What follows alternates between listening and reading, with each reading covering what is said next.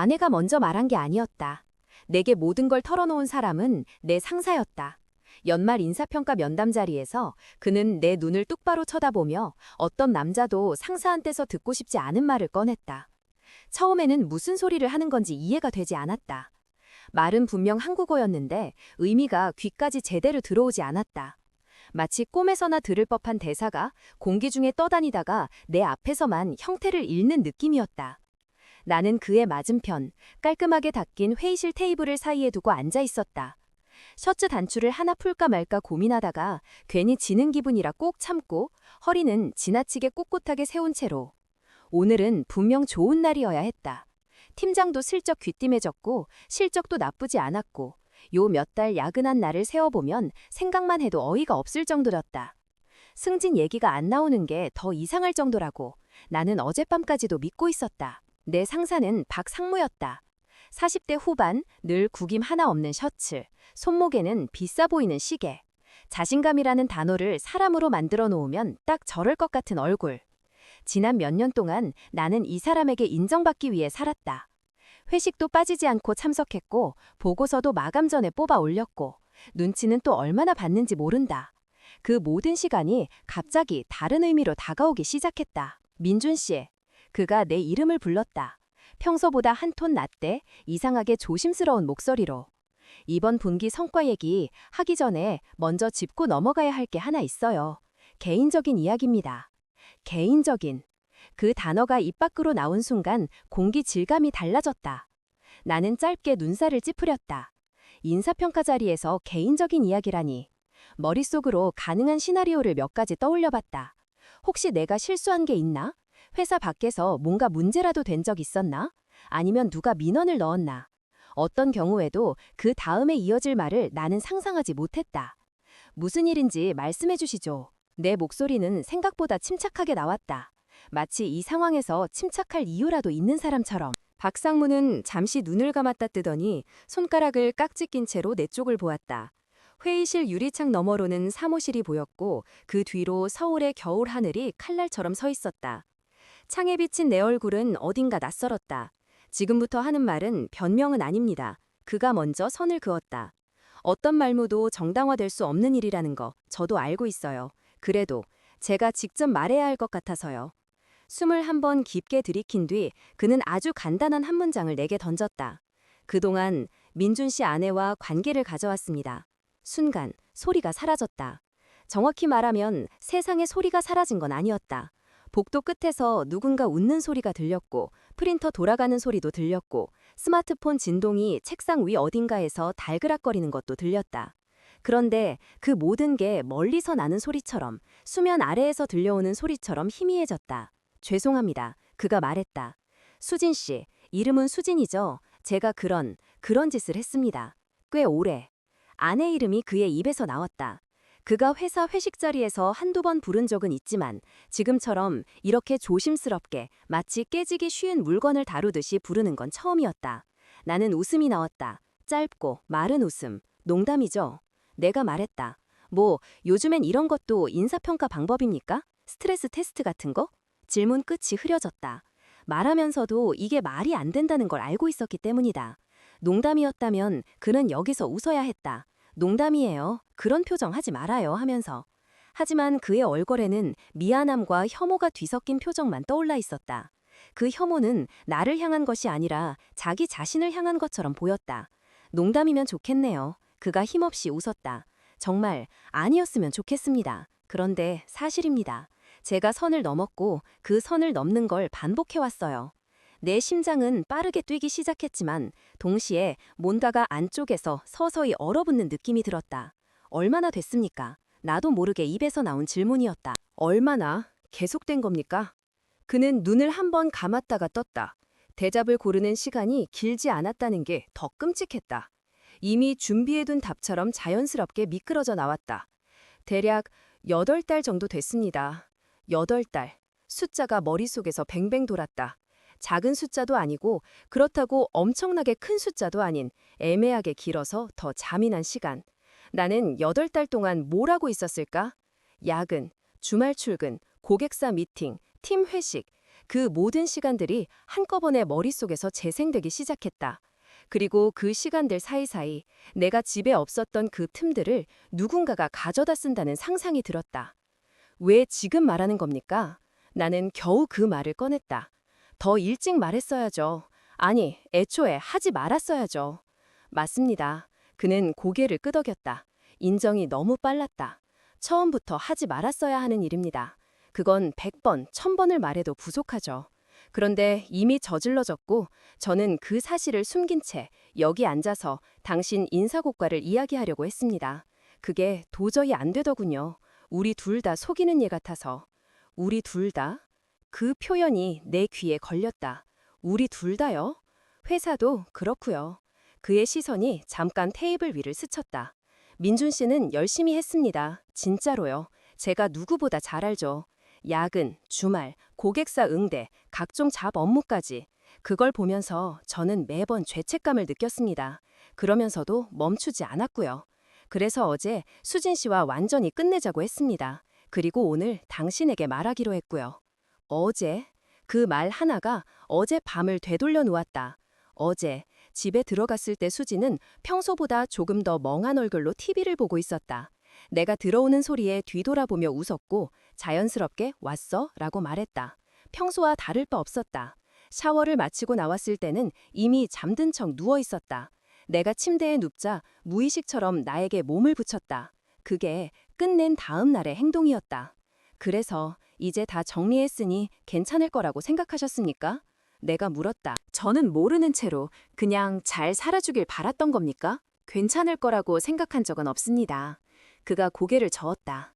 다만 당신에게 말하지 않고 끝내는 쪽이 덜 상처를 줄 거라고 그렇게 스스로 설득하고 있었습니다. 변명인 거 알지만요.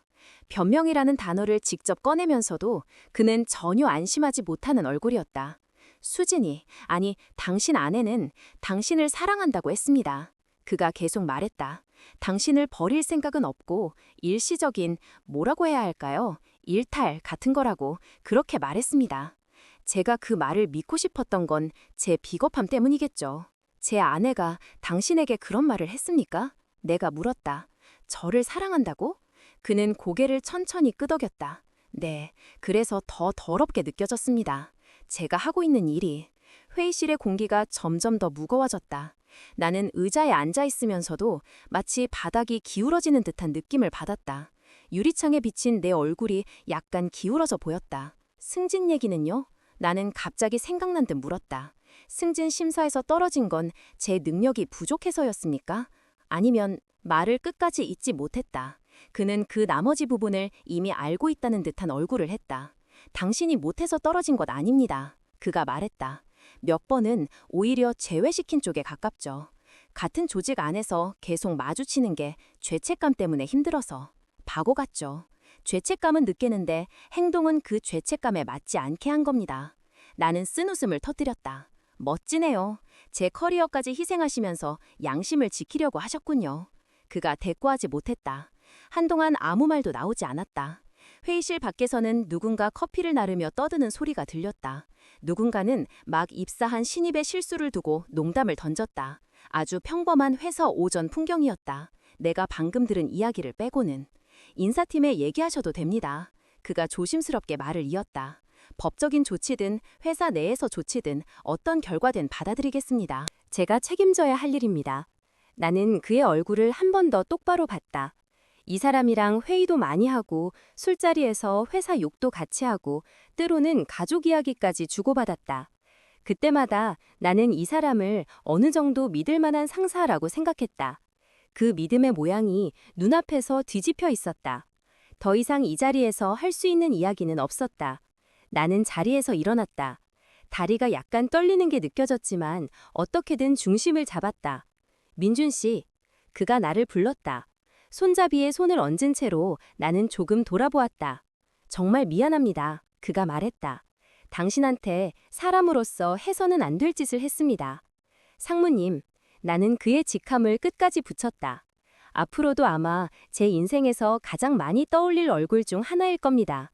좋은 의미로는 아니겠지만요. 문을 열고 나가자 사무실에 형광등 불빛이 눈부셨다. 누군가는 모니터 앞에서 졸고 있었고, 누군가는 커피를 들고 회의실로 뛰어가고 있었고, 누군가는 단톡방에 들어온 짤을 보며 웃고 있었다. 아무도 몰랐다. 조금 전 그 안에서 한 사람의 인생이 반으로 갈라졌다는 걸. 자리로 돌아와도 아무것도 손에 잡히지 않았다. 화면은 켜져 있는데 어디를 봐야 할지 몰랐다. 비밀번호를 치려다가 문득 어떤 숫자도 떠오르지 않아 손을 멈췄다. 그냥 멍하니 모니터를 바라보자 반사된 내 얼굴이 허공에 떠 있는 것 같았다. 이대로 앉아 있는 건 의미가 없다는 생각이 서서히 들었다. 나는 알림창을 열고 팀 단톡에 메시지를 하나 남겼다. 몸이 안 좋습니다. 오늘은 먼저 들어가겠습니다. 보내기를 누르자마자 의자에서 일어나 코트를 집어들었다. 스마트폰이 주머니 안에서 계속 진동했지만 확인할 마음이 들지 않았다.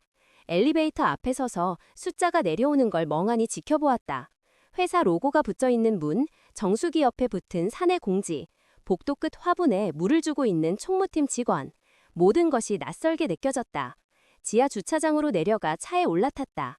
스타트 버튼을 누르고도 한동안 움직일 수가 없었다. 스티어링 휠 위에 손만 올려놓은 채 숨을 깊게 들이쉬고 내쉬기를 반복했다. 그때서야 폰을 꺼내 화면을 켰다. 메시지가 여러 개 와 있었다. 모두 같은 이름이었다. 수진. 오빠, 오늘 회식 있어? 전화 왜 안 받아? 회사에 갔는데 자리에 없다고 해서. 무슨 일 있어? 나 너무 불안해. 연락 좀 받아줘. 나는 답장을 쓰려다가 손가락을 멈췄다. 괜찮아 라고 쓰는 건 거짓말이었다. 나중에 얘기하자 라고 쓰면 그 나중을 내가 견딜 수 있을지 모르겠었다. 결국 아무 말도 쓰지 않은 채 화면을 꺼버렸다.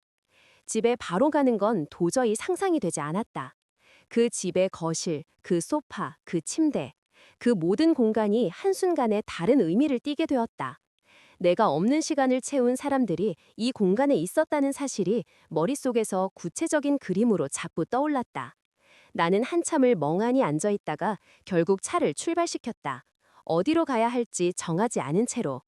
하이패스가 찍히는 소리가 차 안을 울렸다. 어느새 강변북로를 타고 있었다. 한강이 옆으로 길게 늘어져 있었다. 예전부터 답답할 때면 가끔 내려서 앉아있던 곳이 떠올랐다. 여름밤에는 사람들이 많았지만 지금 같은 계절에는 상대적으로 한산한 그런 곳. 공영주차장에 차를 세우고 강 쪽으로 걸어 내려갔다. 찬바람이 얼굴을 스쳤다. 손을 주머니에 쑤셔넣고 난간 앞으로 천천히 다가갔다. 강물은 늘 그렇듯 묵묵히 흘러가고 있었다. 도시의 소음, 멀리서 들리는 자동차 경적, 어딘가에서 웃고 떠드는 사람들 소리. 다 섞여서 하나의 배경음처럼 들렸다. 나는 난간에 손을 올려놓고 강물 위를 멍하니 바라보았다. 머릿속은 시끄러운데 생각은 정리가 되지 않았다.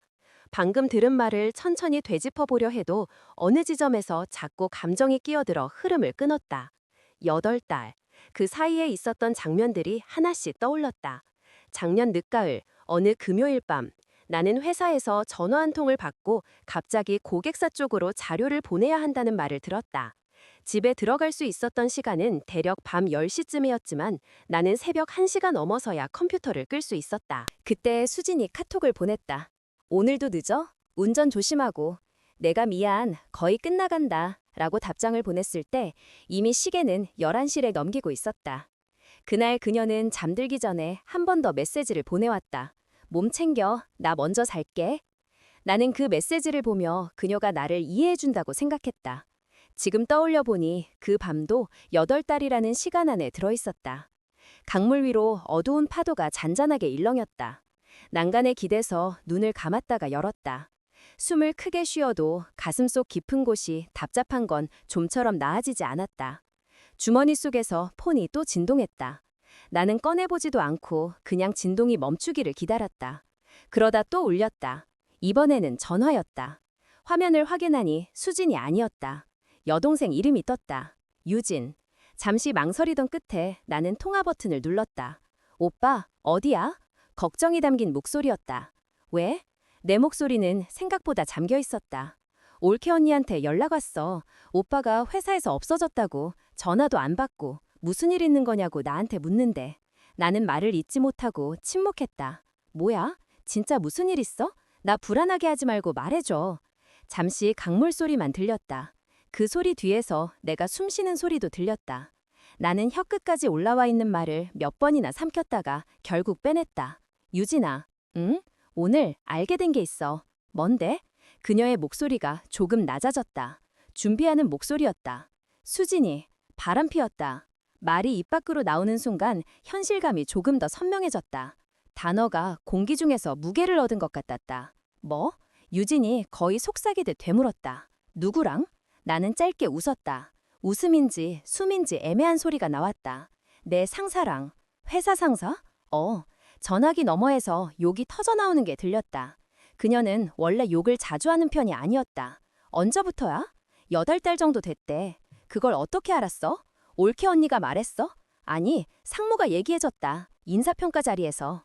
유진은 한동안 아무 말도 하지 않았다. 무거운 숨소리만 들렸다.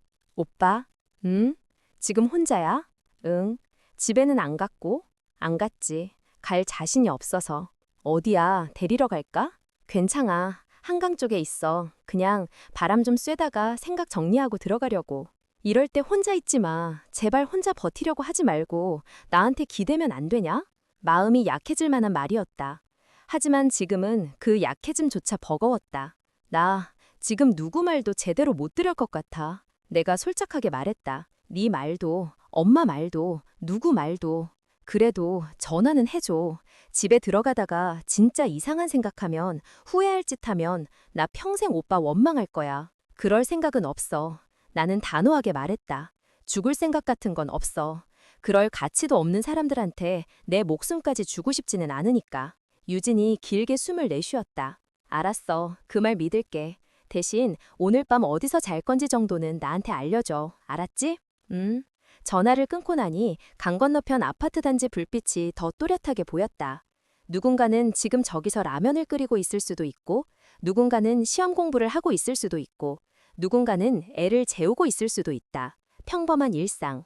그 안에 배신은 어쩌면 언제나 있을 수 있겠지만 적어도 오늘 이 순간 저 불빛들은 아무것도 모르는 듯 반짝이고 있었다. 한참을 더 서 있다가 나는 결국 다시 차로 돌아왔다.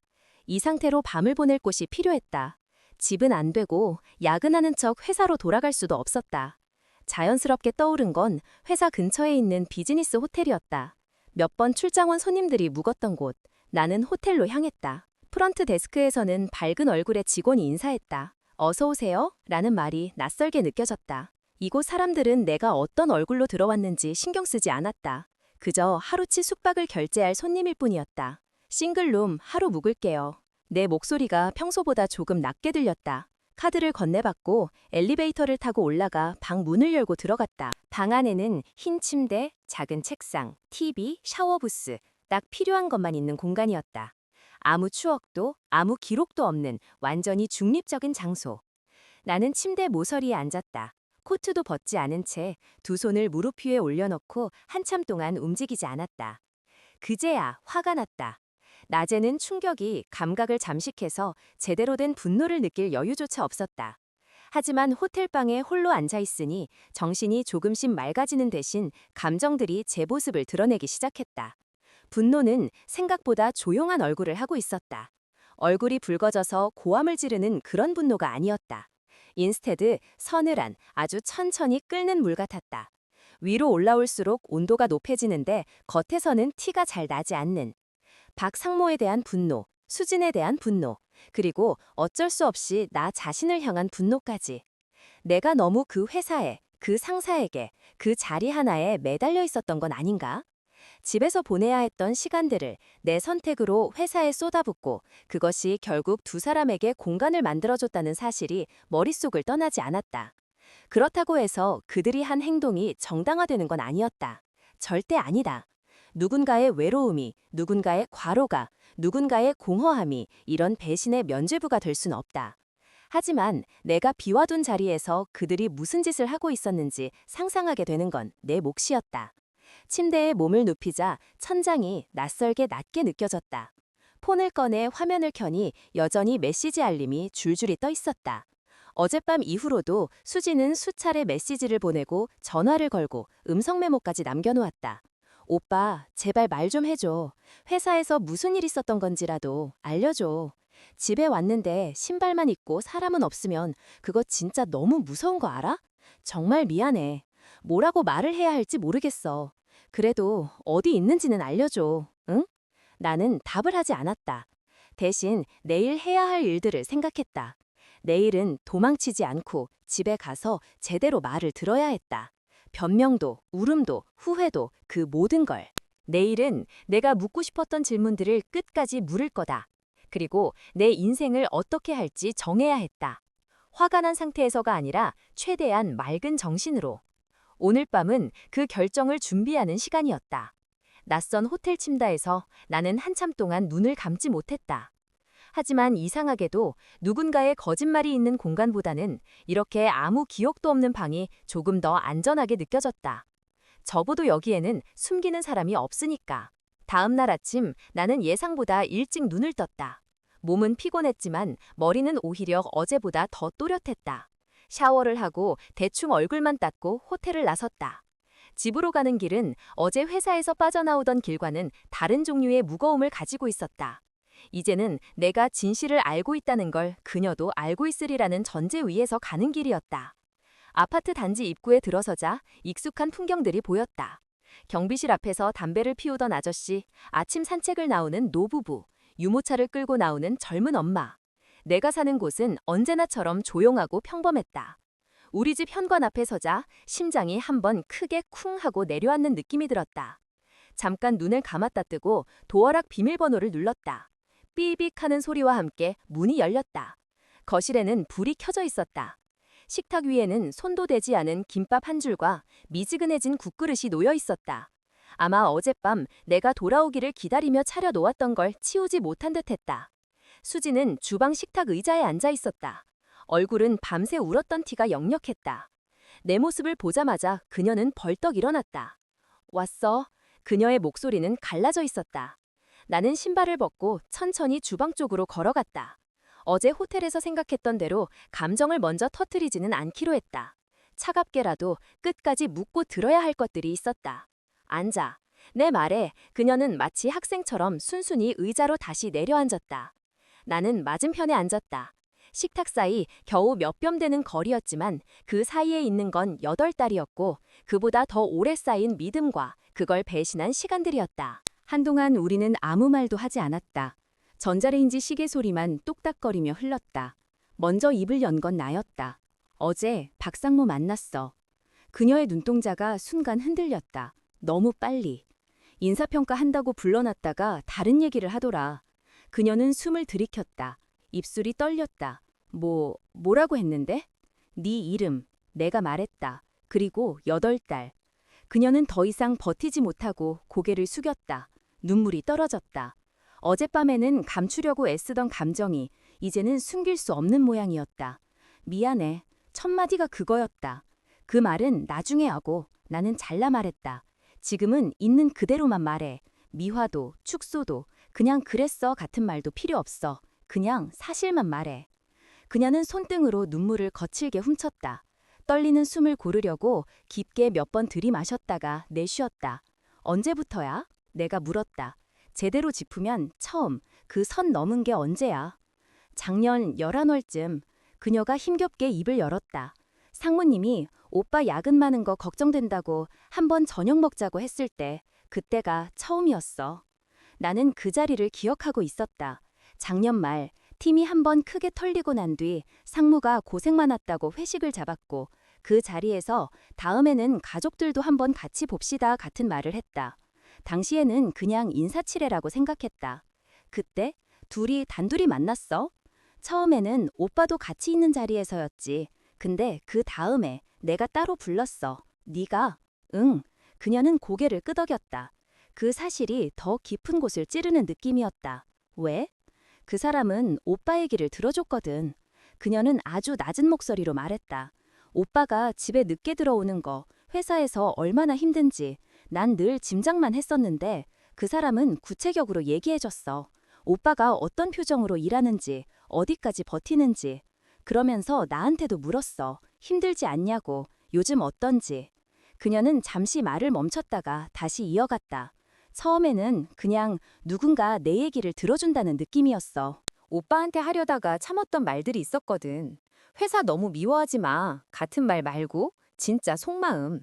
나도 힘들다는 말. 그걸 그 사람한테 쏟아냈어. 그래도 선은 넘지 말았어야지. 내가 말했다. 누군가 들어주는 것까진 이해한다고 쳐도 그 다음은 선이 분명하잖아.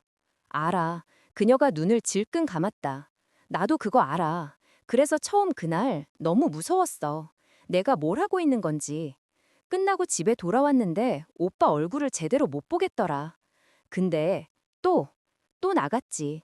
내가 대신 말했다. 그녀는 고개를 끄덕였다. 인정하는 데에 더 이상 힘을 쓰지 못하는 사람처럼.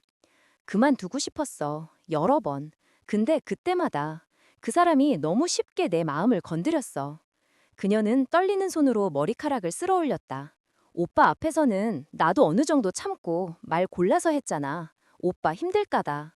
그런데 그 사람 앞에서는 그냥 나 힘들라고 해도 그게 죄책감으로 돌아오지 않는 느낌이었어. 그게 좋았어. 나쁘게 말하면 편했던 거지. 나는 숨을 길게 들이켰다가 아주 천천히 내쉬었다. 분노와 함께 다른 종류의 감정도 올라오고 있었다.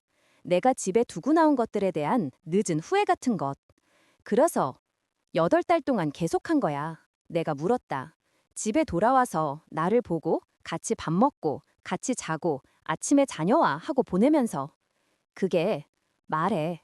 지옥 같았어. 그녀는 울먹이며 말했다. 처음에는 그냥 잠깐이라고 생각했어. 오빠가 조금만 덜 바쁘면 내가 정신 차리면 금방 끝날 수 있을 거라고. 그게 실수라고 부르면 안 되는 거 알면서도 그런 식으로 스스로를 속였어. 근데 시간이 지나니까 끝내기가 더 어려워졌어. 내가 더 많이 망가졌다는 걸 알면서도. 그러면 어제까지도 계속이냐? 나는 그 질문을 하지 않을 수 없었다. 그녀는 고개를 저었다. 아니야. 어제 그 사람이 끝내자고 했어. 더 이상 이렇게는 못하겠다고. 오빠 볼 면목이 없다고. 나도 그 말에 동의했어. 그래서 진짜로 끝내자고. 우리 둘 다 바보 같은 짓 그만하자고. 아이러니했다. 이 배신을 끝낸 사람도 시작한 사람도 둘 다 내가 아니었다. 너는. 내가 물었다. 너 스스로 끝낼 생각은 했어? 아니면 누가 끝내주기만 기다린 거야? 그녀는 대답하지 못했다. 그 침묵이 답이었다. 어젯밤 나한테 뭐라고 했는지 기억해? 나는 물었다. 내가 집에 들어왔을 때 그냥 평소처럼 왔어 라고 했지. 그게 8달 동안 바람 피운 사람을 맞이하는 첫 말이었어. 미안해. 또 그 말이었다. 그 말을 네가 생각하는 것보다 정말 많이 듣게 될 것 같아. 내가 중얼거리던 말했다. 근데 지금은 다른 말이 더 필요해. 나는 그녀를 똑바로 바라보았다. 만약 어제 상무가 말을 안 했으면 너는 내게 이 얘기를 평생 안 하고 살 생각이었냐? 이번에는 망설임이 길었다. 그녀의 시선이 테이블 표면을 이리저리 헤매다 다시 내 눈을 거우 찾았다. 응. 그녀는 아주 작게 그렇다고 말했다. 말 안 하고 그냥 끝냈다고 치고 오빠한테 잘해주면서 살려고 했어. 그게 내가 할 수 있는 최선이라고 생각했어. 너한테는 그게 최선이었겠지. 내가 말했다. 근데 그 최선이 내 삶에서는 최악이야. 그녀는 울음을 터뜨렸다. 숨을 제대로 쉬지 못하면서 목을 매는 소리를 냈다. 그 모습을 보고도 나는 예전처럼 달려가 안아주지 못했다. 손이 움직이지 않았다. 솔직하게 말해줘서 고맙긴 하다. 나는 입으로만 말했다. 늦었지만 그래도 적어도 지금 이 자리에서는 거짓말 하지 말자. 수지는 고개를 끄덕였다. 눈물로 엉망이 된 얼굴을 숨길 생각조차 하지 못하는 것 같았다. 이제 어떡할 거야? 그녀가 물었다. 오빠, 나랑 이혼할 거야? 질문에는 공포가 그대로 묻어 있었다. 나는 바로 대답하지 못했다. 이건 어제부터 머릿속을 떠나지 않던 질문이기도 했다. 지금 당장 결론 내릴 생각은 없어. 내가 조심스럽게 말했다. 오늘 아침에 호텔에서 나 혼자 생각했어. 이걸 감정으로만 결정하면 나중에 후회할 것 같다고. 그렇다고 해서 없는 일로 치고 넘어갈 만큼 내가 둔하지도 않고. 그녀는 숨을 삼키듯이 들이켰다. 그럼 우리 시간 갖고 같이... 아니, 나는 잘라 말했다. 같이 생각하는 시간은 아닐 것 같아. 나는 나대로 생각해야 돼. 네가 없는 곳에서, 네가 없는 공기, 네가 없는 공간에서. 그래야 내 머리인지 네 울음에 휘둘리는 감정인지 구분이 될 것 같아서. 그녀는 그 말에 완전히 무너진 표정이 되었다. 오늘부터 당분간 집에는 나 혼자 지낼게. 내가 말했다. 너는 네가 갈 곳을 찾았으면 좋겠어. 당장은 부모님 집에 가든 친구 집에 가든 어디를 가든 상관없어. 근데 이 집에서는 우리 둘이 같이 못 있어. 최소한 내가 나를 다시 알아볼 수 있을 때까지는. 오빠. 그녀는 거의 기어들어가는 목소리로 나를 불렀다. 제발 한 번만 다시 생각해보면 안 돼? 나 진짜 어떤 벌이라도 다 받을게. 오빠가 원하면 무릎 꿇고 빌든 부모님께 다 말하든 회사에 알리든 뭐든 다 할게. 근데 제발. 벌이라는 건 누가 정해주는 게 아니야. 내가 말했다. 네가 나 없이 살아보는 시간이 아마 네가 감당해야 할 벌 중 하나겠지. 내가 널 벌 주고 싶어서 말하는 게 아니라 나를 지키려고 하는 거야. 거실 공기가 유리처럼 차가워졌다. 우리는 서로 마주보고 앉아 있으면서도 눈을 제대로 맞추지 못했다. 박상무랑은 이제 진짜 끝이야? 마지막으로 그걸 확인하고 싶었다. 응. 어제 그렇게 얘기하고 나도 연락 다 끊었어. 번호도 지운 상태야. 지우는 건 쉽지. 내가 말했다. 문제는 기억이 안 지워진다는 거지. 그녀는 고개를 숙였다. 나는 일어나며 말했다. 오늘 저녁까지 짐 조금 챙겨서 나가 있어줘. 그녀는 울면서도 고개를 끄덕였다. 알았어. 라는 말이 겨우 나왔다. 나는 방으로 들어가 옷 몇 벌과 필요한 물건들을 챙겼다. 집안 곳곳에 우리의 사진이 붙어 있었다. 결혼식 사진, 여행 사진, 집들이 때 찍은 사진. 그 사진들 속 사람들은 이런 미래를 상상이나 했을까? 거실로 다시 나오자 그녀는 여전히 식탁 옆에 서 있었다. 나는 신발을 신으며 말했다. 나는 나대로 생각해 볼 거야. 우리가 여기서 끝나는 게 맞는지, 아니면 다시 시작할 수 있는 가능성이 조금이라도 있는지. 그녀의 눈에 아주 작은 희망이 다시 떠올랐다. 그런데 하나만 알고 있어. 나는 현관문을 열며 뒤돌아보았다. 지금 이 순간부터는 네가 어떻게 우는지가 아니라 내가 나를 어떻게 지키느냐가 더 중요해. 내 눈물에 끌려가지 않으려고 이렇게까지 거리를 두는 거니까. 그녀는 아무 말도 하지 못했다. 그저 두 손으로 입을 막은 채 울기만 했다. 문을 닫고 나오는 순간 복도 공기가 훨씬 가볍게 느껴졌다. 하지만 그게 편안함은 아니었다. 상실감과 분노, 배신감과 공허함이 뒤섞인 이상하게 낯선 자유 같은 것. 엘리베이터를 타고 내려가 아파트 현관 밖으로 나왔다. 겨울 햇살이 차갑게 쏟아지고 있었다. 나는 그 빛을 맞으며 잠깐 눈을 감았다 뜨고 천천히 걸음을 옮겼다. 이제부터 내가 해야 할 일은 하나였다. 남편이라는 역할이나 직원이라는 역할이 아니라 그냥 나라는 사람으로 서는 법을 다시 배우는 것. 누군가의 기대를 채우기 위해서가 아니라 내 삶을 다시 내 손에 쥐기 위해서. 그리고 언젠가 정말로 마음이 차분해지는 날이 온다면 그때 생각해 보려고 했다. 이 배신을 용서할 수 있는가가 될 수 있을지, 아니면 그럴 필요조차 없는 삶을 새로 만들어야 할지.